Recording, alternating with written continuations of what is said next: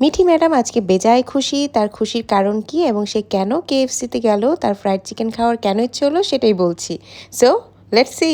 আমার মিঠির যত সব বায়না, তার আজকে বায়না হয়েছে সে কেএফসি চিকেন ফ্রাই খাবে। তো তার বায়নাটা অনেক আগে থেকেই এসেছে। তার আজকে এক্সাম শেষ হয়েছে, তো এক্সাম শেষ হওয়ার আগেই সে বলেছিল যে পাপা আমার যেদিন এক্সাম শেষ হবে সেদিন আমি কেএফসি ফ্রাইড চিকেন খাবো।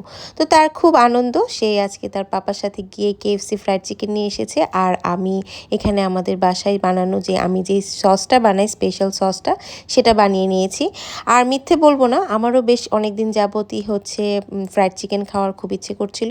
তো আমি চিন্তা করলাম যে ফ্রাইড চিকেনের সাথে কি খাওয়া যায়। তো আমি বাসায় বাসমতি চালের পোলাও রান্না করলাম।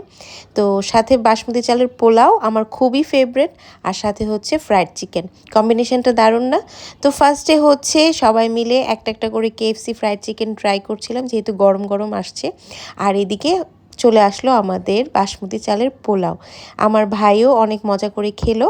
আমরা সবাই মিলে গোল টেবিল বৈঠক করে বসে বসে ফ্রাইড চিকেন আর বাসমতি চালের পোলাওর যে সুখটা সেটা নিলাম। আর আমার মেয়ের কথা কি বলবো, সে তো বারবার খাচ্ছিল আর তার আনন্দের সীমানা ছিল না। সে খাওয়ার পরেও বারবার বলছিল যে মাম আজকের খাবারটা না জাস্ট ফাটাফাটি হয়েছে। তবে ডিনার বলে কথা, আমি যতটা খেতে পারতাম ডিনার করে, মানে আমি তো এত রাতের বেলা এত কিছু খাই না, যার কারণে আমি খুব একটা ফ্রাইড রাইস খেতে পারিনি।